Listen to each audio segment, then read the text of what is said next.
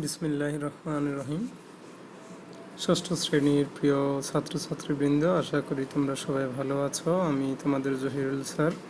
আলহামদুলিল্লাহ, আমিও ভালো আছি। আজকে আমরা ষষ্ঠ শ্রেণীর গণিত বিষয়ের 1.6-এর এই অধ্যায়টা শেষ করব। এটা একটা গুরুত্বপূর্ণ অধ্যায়, এখানে বেশ কিছু অঙ্ক আছে। আজকে আমি সৃজনশীল সহ যে দুইটা অঙ্ক বাকি ছিল দুটোটাই করে দিব, এবং এই দুইটাই বাড়ির কাজ থাকবে, আগেই বলে দিচ্ছি। তো আমরা অঙ্ক শুরু করি। দেখো, এখানে আমরা এর আগে 22 নং পর্যন্ত করছিলাম, এখন 23 নং বাড়ির কাজ দিছিলাম। কেউ কেউ করে দেখাইছো, আবার কেউ কেউ বলছো যে এটা পারো না, এই কারণে এটাও আজকে করে দিলাম, এরপর 24 নম্বর করে দিলাম। তাহলে আমরা এখন করব হচ্ছে 23 নং অঙ্কটা। ঠিক আছে, 23 নং অঙ্কটা দেখো, এখানে বলছে, প্রশ্নে কি বলছে?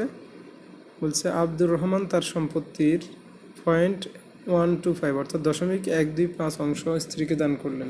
দেখো একটা জিনিস, দশমিক যখন থাকে তখন সেই মানটা কিন্তু একের নিচে, এটা খেয়াল রাখবা। যেহেতু দশমিকের আগে কোটা মান নাই, সুতরাং 0 দিয়ে শুরু, 0.125, সেটা একের চেয়ে অবশ্যই কম। তাহলে এই অংশটা স্ত্রীকে তিনি দান করলেন মোট সম্পত্তি থেকে। খেয়াল করো, মোট সম্পত্তি যদি 1 হয়, 1 থেকে 0.125 দান করে ফেলছেন, তাহলে বাকি যা থাকে ওই বাকি সম্পত্তি থেকে 0.5 বা 0.5 অংশ পুত্রকে আর 0.25 অংশ কন্যাকে দেওয়ার পর, তাহলে বাকি অংশ থেকে পুত্র এবং কন্যাকে দিছে। দেওয়ার পর তিনি দেখছেন যে তার অবশিষ্ট সম্পত্তির মূল্য টাকা হিসাব করলে 3,15,000 টাকা। তাহলে আব্দুর রহমানের সম্পত্তির মোট মূল্য বের করতে হবে, অংশ দেওয়া আছে, মূল্য বের করতে হবে। শুরু করি আমরা পাশে বই রেখে অঙ্ক দেখে মিলিয়ে, প্রশ্ন থেকে মিলিয়ে তারপরে করবা। এখানে দেখো, ধরি আব্দুর রহমান সাহেবের মোট সম্পত্তি 1 অংশ। যেহেতু অংশ নিয়ে কাজ করতেছি আমরা, ভগ্নাংশের, সুতরাং যে কোনো কিছু সর্বোচ্চ অংশ হইতে পারে কি 1, সেই হিসাবে মোট সম্পত্তিকে 1 ধরলাম। তাহলে তিনি স্ত্রীকে দান করলেন 0.125 অংশ, তাহলে 1-এর 0.125 অংশ দান করলেন। আমরা জানি এর মানে হচ্ছে যে পাশাপাশি গুণ হয়ে যায়। তাহলে এরপরে দেখো 125 আর 1000, এটাকে আমরা যদি উপর নিচে 125 দ্বারা ভাগ করি, উপরে 1 পাবো, নিচে 8 পাবো। তাহলে স্ত্রীকে দান করছেন হচ্ছে মোট সম্পত্তির 1/8 অংশ। তাহলে বাকি সম্পত্তি 1 থেকে বিয়োগ করলে থাকে 7/8 অংশ, বা এটাকে করা হয় সাধারণত 8/7 অংশ, কারণ 8 ভাগ করলে 7 ভাগ, এই হিসাবটা এইভাবে বলা হয়। অনেকে 7/8 বলবে, এটা এভাবে বললে হবে না। এটা ইংরেজিতে যদি বলে 7/8 তাহলে ঠিক আছে, কিন্তু বাংলায় বলতে হবে 8/7 অংশ। তাহলে পুত্রকে দেন হচ্ছে এই 7/8 অংশ, বা 8/7 অংশ থেকে উনি পুত্রকে দিচ্ছেন 0.5 অংশ। তাহলে আমরা লিখব পুত্রকে দেন 8/7 অংশ এর 0.5 অংশ। তো এখান থেকে যদি আমরা দশমিক উঠে ক্যালকুলেশন করি, আমরা পাই 16/7 অংশ। একইভাবে কন্যাকে দিছে 8/7 অংশ এর 0.25 অংশ। এখান থেকে আমরা যদি ক্যালকুলেশন করি পাই 32/7 অংশ। এখন আমরা পুত্র এবং কন্যাকে মোট কত অংশ দিল সেটা যদি যোগ করে ফেলি, তাহলে আমরা পাই হচ্ছে, দেখো, যোগ করার পর লসাগু করার পর 32/21 অংশ। তাহলে আমরা পুত্র এবং কন্যাকে কী পরিমাণ দিল সেটা বের করে ফেললাম। এরপর দেখো, পুত্র এবং কন্যাকে দেওয়ার পর তার কাছে অবশিষ্ট থাকে কতটুক? যেহেতু স্ত্রীকে দেওয়ার পর থাকছে 8/7 অংশ, এই 8/7 অংশ থেকে পুত্র এবং কন্যাকে দান করছে 32/21 অংশ। তাহলে বিয়োগ করার পর আমরা পাবো হচ্ছে 7/32 অংশ, এটা তার কাছে অবশিষ্ট থাকে। এখন খেয়াল করো, প্রশ্নে বলা আছে যে অবশিষ্ট অংশটুকুর দাম 3,15,000। তাহলে আমরা বলবো 32/7 অংশের মূল্য 3,15,000। তাহলে সম্পূর্ণ অংশ বের করতে হলে তার মানে এক অংশের দাম কত হবে? ঐকিক নিয়মে এই পাশের এটা মানটা নিচে যায়, এই পাশের মানটা উপরে থাকে, আর এই পাশে যেটা থাকে সেটা পাশে গুণ হয়।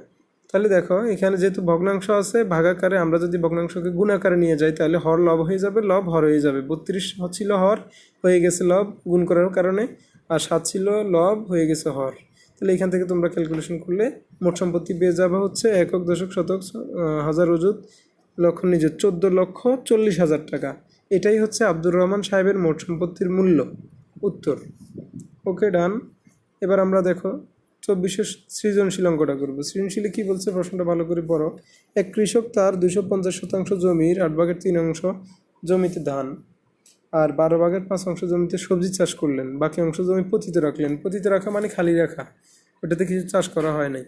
তাহলে কতে বলছে যে পতিত জমির পরিমাণ বের করো। এটা কিন্তু তোমরা মানে আশা করি খুবই সহজভাবে পারো, যে যে জমিটাতে ধান চাষ করছে এবং সবজি চাষ করছে সেই দুটোটা যোগ করলে পুরো জমিকে যদি এক অংশ ধরি, ওই এক অংশ থেকে এদের যোগফল বিয়োগ করলেই তো আমরা খালি অংশটা পেয়ে যাব। একইভাবে দেখো এখানেও একই কাজ করছি। মনে করো কৃষকের সম্পূর্ণ জমির পরিমাণ 1 আর এটা প্রশ্ন দেওয়া আছে 200 সমান 250 শতাংশ। এটা হচ্ছে যে তার পুরো জমির পরিমাণ, তাহলে 1 হচ্ছে 250 শতাংশ। ওকে, তাহলে পতিত জমির পরিমাণ 1 থেকে যেগুলো চাষ করছে সেগুলো যোগ করে বিয়োগ করো। বিয়োগ করলে দেখবা যে তুমি পাচ্ছ 24/5। তাহলে এই এক অংশ যদি 250 শতাংশ হয়, তাহলে 24/5 কত শতাংশ হবে? ঐকিক নিয়ম করার পর দেখো 12/625। তো এই 12/625 এটা এরকম, এটা হচ্ছে কি অপ্রকৃত ভগ্নাংশ। এটাকে তোমরা ইচ্ছা করলে সমস্ত করে লিখতে পারো, আর এটাই হচ্ছে উত্তর। ঠিক আছে, তাহলে এরপরে দেখো আমাদের ক হয়ে গেল, আমরা এখন করব খ। এখন ক্ষয়ে কি বলছে? ক্ষয়ে বলছে সবজির বিক্রয় মূল্যের চেয়ে ধানের বিক্রয় মূল্য 2400 টাকা কম হলে মোট কত টাকার সবজি বিক্রি করলেন। একটা জিনিস খেয়াল করো, এখানে যে পরিমাণ দেয়া আছে এটা হচ্ছে ধানের অংশ, এটা হচ্ছে জমির অংশ। তোমরা বিয়োগ করলে দেখবা যে সবজির পরিমাণটা বেশি, তাহলে সবজি বেশি চাষ করছে, ধান কম চাষ করছে। সবজি যেহেতু বেশি চাষ করা হয়েছে, তাহলে সবজির বিক্রয় মূল্য হচ্ছে ধানের বিক্রয় মূল্য কি 2400 টাকা কম হবে, এটা স্বাভাবিক। যেহেতু সবজির চাষই করছে কম, এটার বিক্রয় মূল্যও কম ধরছে। তাহলে কত টাকার সবজি বিক্রি করছে সেটা বের করতে হবে। এখন আসো আমরা সেটা বের করি। ক্ষয়ে বলছে যেহেতু ধান চাষ 8/3, এটা লেস দেন, এই চিহ্নটা হচ্ছে লেস দেন চিহ্ন, দেখো ক্ষুদ্রতর চিহ্ন। তাহলে এইটা যদি ধান চাষ যদি সবজি চাষের চেয়ে বেশি হয়, 12/5 হয়, তাহলে আমরা ধানের চেয়ে সবজি চাষ করার পরিমাণ বের করতে পারি অংশে বড় থেকে ছোট বিয়োগ, 12/5 থেকে 8/3 বিয়োগ। তাহলে দেখলাম আমরা পাচ্ছি হচ্ছে 24/1। এই 24/1 সবজি কম চাষ করছে। ঠিক আছে, না সবজি কম না, সবজি বেশি চাষ করছে। 24/1 ধানের চেয়ে সবজি বেশি চাষ করছে। তাহলে শর্ত মতে সবজির বিক্রি মূল্য যেহেতু ধানের চেয়ে 2400 টাকা বেশি, তাহলে আমরা বলতে পারি 24/1 সবজির মূল্য 2400 টাকা, কারণ 24/1 সবজি বেশি চাষ করা হয়েছিল। তাহলে 24/1 মূল্যই তো 2400 টাকা হবে। তাহলে ঐকিক নিয়ম করো, 24/1 সবজির মূল্য 2400 টাকা, আর 1 সবজির মূল্য এত টাকা। আর এই যে সবজি মোট চাষ করছে 12/5, তাহলে ওইটার মূল্য হবে এই যে ক্যালকুলেশনটা ঐকিক নিয়মে। এখানে তোমরা কাটাকাটি করে গুণ বিয়োগ যোগ বিয়োগ করার পর দেখবে তোমাদের উত্তর পেয়ে যাবো 24,000 টাকা। আর এটা হচ্ছে মোট 24,000 টাকার সবজি বিক্রি করেছিলেন, এটাই উত্তর। ঠিক আছে, খ হয়ে গেল। এবার আসো গয়ে কি বলছে। গ আরও সহজ, প্রশ্ন বুঝলে কিন্তু অঙ্ক করা সহজ। দেখো গয়ে বলছে সম্পূর্ণ জমিতে ধান চাষ করলে তিনি কত টাকার ধান বিক্রি করতে পারবেন। একটা জিনিস খেয়াল করো, ধান চাষ করছে 8/3। তো সম্পূর্ণ জমিতে যদি তিনি ধান চাষ করতেন তাহলে কত টাকার বিক্রি করতে পারবে। তাহলে এটা দেখো সহজ একদম। যেহেতু খতে আমরা পাইলাম হচ্ছে 24/1 জমিতে ধান চাষ কম করছে, এই কারণে ধানের মূল্য 2400 টাকা কমে গেছে। প্রশ্নে বলা আছে যে ধানের বিক্রি মূল্য সবজির বিক্রি মূল্যের চেয়ে 2400 টাকা কম। কারণ কি?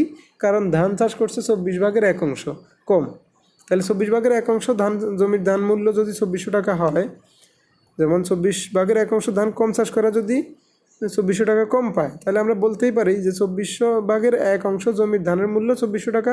সুতরাং 1 বা সম্পূর্ণ অংশ জমির ধানের মূল্য, অর্থাৎ সম্পূর্ণ অংশ জমিতে যদি ধান চাষ করতো তাহলে কত টাকা হইতো? ঐকিক নিয়ম 2400 ভাগ হচ্ছে 1/24। তাহলে এটাকে গুণ করে নিলে নিচেরটা উপরেরটা নিচে, 24 গুণ 2400, এটাকে গুণ করলে 57,600 টাকা হয়। তাহলে সম্পূর্ণ জমির ধান বিক্রি করতে পারবেন 57,600 টাকা। যদি সম্পূর্ণ জমিতে ধান চাষ করা হতো তাহলে 57,600 টাকা বিক্রি করতে পারতেন। তাহলে এটুকুই হচ্ছে আমাদের অ্যান্সার, এবং আমাদের অঙ্ক সম্পূর্ণ হয়ে গেল। তোমাদেরকে অনেক অনেক ধন্যবাদ। মনোযোগ দিয়ে এই অঙ্কগুলো দেখবা, দেখে যদি বুঝতে না পারো আমাকে আমার হোয়াটসঅ্যাপে মেসেজ করে জেনে নিবা। আর বাড়ির কাজ এই দুইটাই থাকলো, দুটোটা লিখে আগামীকালকের মধ্যে বাড়ির কাজ দিয়ে দিবে, না দেখে করার চেষ্টা করবে। ঠিক আছে, তোমাদের আগামী মাসে মাসিক পরীক্ষা আরেকটা হবে, এটা স্পেশাল মূল্যায়ন পরীক্ষা, এটার নাম্বারও বার্ষিকের সাথে যোগ হবে, তাই তোমরা ভালোভাবে প্রিপারেশন নাও। এই অধ্যায়টা থাকবে, এই অধ্যায় থেকে অঙ্ক আসবে। সবাই ভালো থাকো, সুস্থ থাকো, আমার জন্য দোয়া করবে, ভালো ভালো খাবার খাবে, পুষ্টিকর খাবার খাবে, ভালো থাকবে। আল্লাহ হাফেজ।